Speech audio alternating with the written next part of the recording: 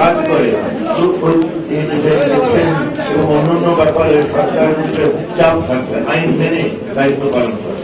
আমরা লক্ষ্য করছি অনেক ব্যাপারে সরকারের আইনকে অমান্য করার যে চেষ্টাগুলো হয় এবং বিশেষ করে নির্বাচন আমরা দেখছি কিভাবে অবাধ সরে যায়। চাপটা রাখার জন্য আমাদের একটু কাজে লেগেছে, কিছুটা আরো লাগবে কাজ করে। আমাদের একজন করে দেন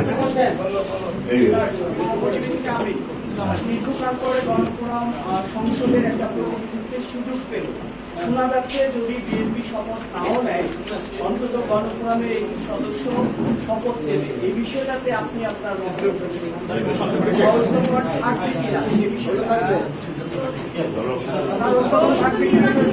এটা সুনির্দিষ্ট আলোচনা করে আমরা সিদ্ধান্ত নেব। তো আমার নিজের ধারণা যে ইতিবাচক সিদ্ধান্ত আমরা নেব।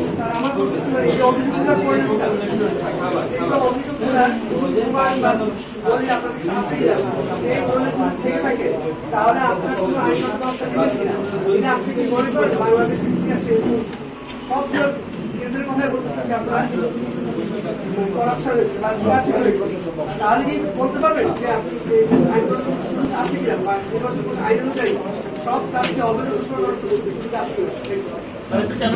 দলিলপত্র অবশ্যই আছে, আমরা এই কথাগুলো তো সেই দলিলপত্রগুলো থেকে দিয়েছি এবং চিহ্নিত করা যাবে দু একটা যদি সে ধরনের গুরুতর অপরাধ নিয়ে আইনানুগ ব্যবস্থা অবশ্যই নেওয়া যেতে পারে, সেটা আমরা বিবেচনা করছি। এবং নর্মালি রাজনৈতিক ব্যাপারে ঘন ঘন মামলা করা হয় না, করা উচিত না, কিন্তু গুরুতর রকমের অপরাধ থাকলে আমরা অবশ্যই বিবেচনা করি।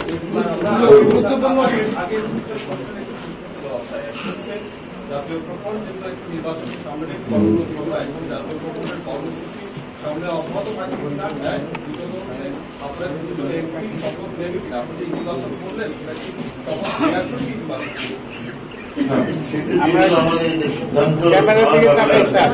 আমি যতটুকু বলতে পেরেছি সিদ্ধান্ত আগে সেটা ইতিবাচকের মধ্যে পেয়ে গেছে, সিদ্ধান্ত সাপেক্ষ নীতিগত ভাবে আমি মনে করি আমরা যেহেতু ঐক্যর পক্ষে সবসময় করে এসেছি নীতিগত ভাবে আমি মনে করি ঐক্যকে রাখার পক্ষেই আমরা আমার সিদ্ধান্ত সিদ্ধান্ত নেব। তো এগুলো সবই নিয়ে আমাদের আলোচনা করে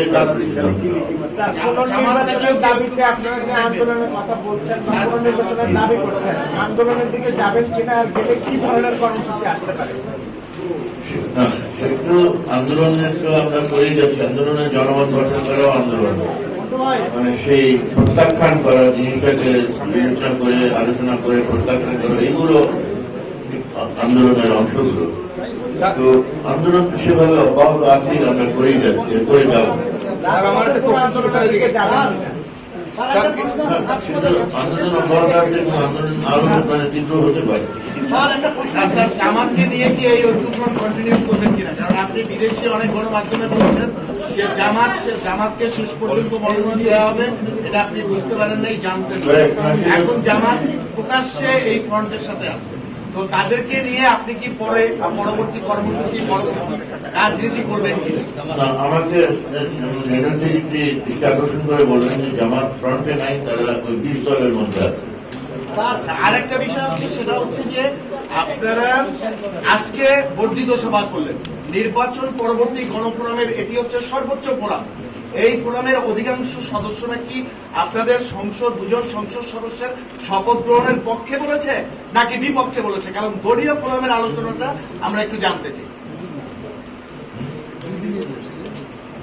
না, আলোচনা তো এইগুলো তো যতটুকু বলা হয়, এটা কি আলোচনা হয়েছে, কে কি মান করেছে, এটা তো প্রেসকে জানানোর কথা না, সিদ্ধান্ত জানানোর কথা, সেই সিদ্ধান্ত জানানো হয়েছে। সিদ্ধান্তটা কি এটাই নেওয়া হয়েছে যে আপনাদের দুইজন যে সংসদ সদস্য নির্বাচিত হয়েছে তাদেরকে পার্লামেন্টে যাওয়ার জন্য বলেছে, এই ব্যাপারে কোনো সিদ্ধান্ত নেওয়া হয়েছে?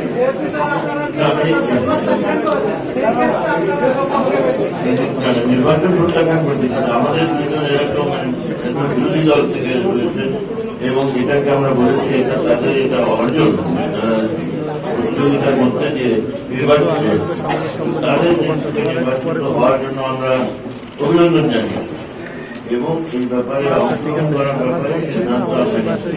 কিন্তু আমার যে ধারণা যে ইতিবাচক ভাবে আমরা চিন্তা করি দলীয়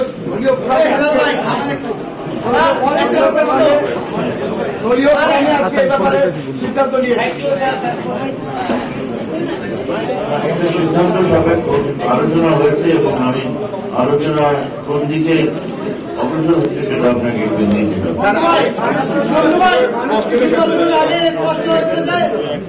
লেভেল প্লেইং ফিল্ড নাই নির্বাচনের আগে আপনারা বলেছেন যে লেভেল প্লেইং ফিল্ড নাই নিশ্চিত পরাজয় জানার পরও দলীয় সরকারের অধীনে কেন নির্বাচনে গেল?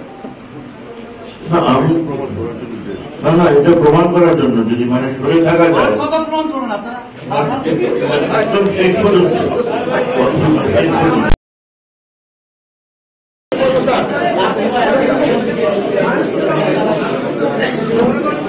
পিছনের লোক এত নড়াচড়া করে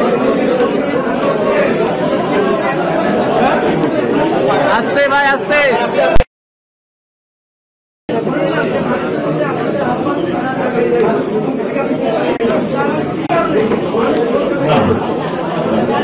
রাত্রের অন্ধকারে করে ফেলা জনগণ তো আমি নিজেই বলেছিলাম যে সকাল থেকে পাহারা দাও তো আমাকে কেউ বললো যে কামাল হোসেন বলেছেন সকাল থেকে পাহারা যে কাম তো রাত্রেই হয়েছে।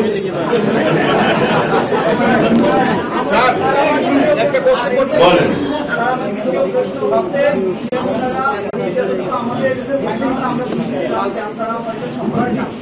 এবং একটা ইতিবাচক সিদ্ধান্ত নিচ্ছেন সেদিকে যদি আমরা দেখি তারা পরিষ্কার বলে দিচ্ছে যে তারা সম্পর্কে যাবে না তাহলে কি আমরা আগামী দিনে এই ঐক্যফ্রন্টের মধ্যে একটা জায়গা বিভক্তি দেখতে পাচ্ছি কিনা এবং এই ঐক্যফ্রন্টের যে রাজনৈতিক কর্মসূচি আগামী দিনে কি সে ঐক্যফ্রন্ট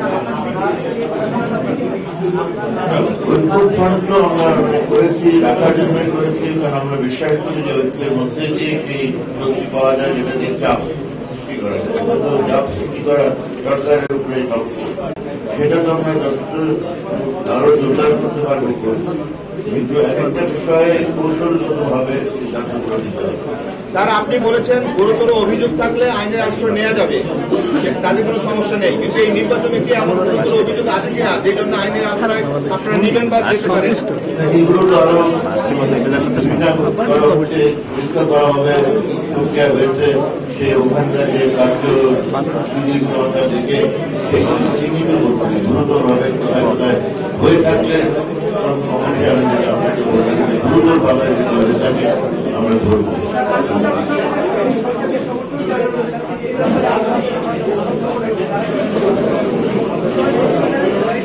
আমার তো এটা জানা নেই আন্তর্জাতিক ভাবে কি সমস্যা জানা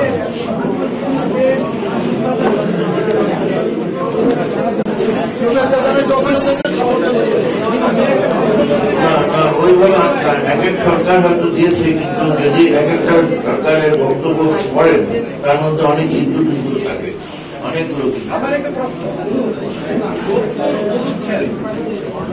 আমাদের নির্বাচিত হয়েছে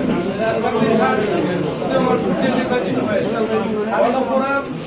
যদি সংসদে যায় সমস্যা নাই কিন্তু সুলতান মাহমুদ যদি সংসদে যায় এবং বিএনপি যদি অপোজ করে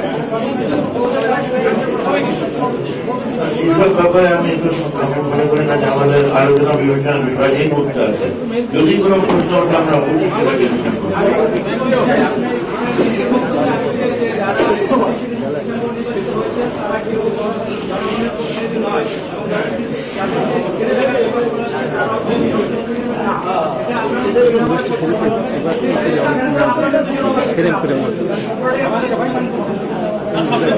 না আমরা তো বলেছি এই দুজন যেহেতু তারা অনেক মানে তাদের খুব বড় অর্জন এই ধরনের নির্বাচনের মধ্যে তারা প্রতিযোগিতার মধ্যে যে নির্বাচিত হয়েছে তারা সেটাকে ধরে রেখে চেষ্টা করবেন যে তারা একটা অর্থপূর্ণ ভূমিকা রাখতে পারে সেটা আপনি ঠিকই বলছেন যে অন্যদের যদি দেখা যায় যে নীতিবাচক ভূমিকা আছে ওরা যদি নিজেই মনে করেন যে এখানে কোনো ভালো কাজ সম্ভব হচ্ছে না তো তারা কিভাবে সিদ্ধান্ত নেবে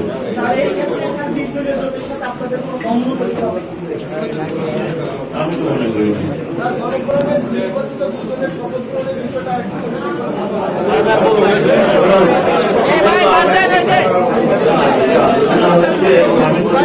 আলোচনা হয়ে সিদ্ধান্ত নিতে হবে, তবে আমি মনে করি ইতিবাচক ভাবে আমরা সিদ্ধান্ত নেওয়ার দিকে অগ্রসর। ধন্যবাদ, অশেষ ধন্যবাদ।